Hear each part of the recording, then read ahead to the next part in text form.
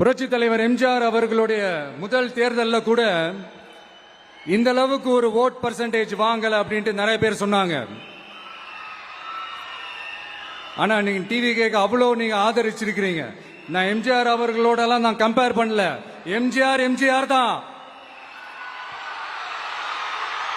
ஆனா நாம பெரியார், அண்ணா, எம்ஜிஆர் அவர்கள் வழியில ஒரு அன்பா உழைக்க வந்த உங்க விஜய், அவ்வளவுதான்.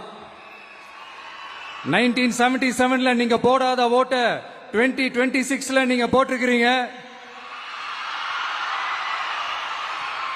என்ன ஒண்ணு, இன்னும் கொஞ்சம் அதிகமா ஆதரிச்சிருந்தீங்கன்னா கொஞ்சம் நல்லா இருந்திருக்கும்.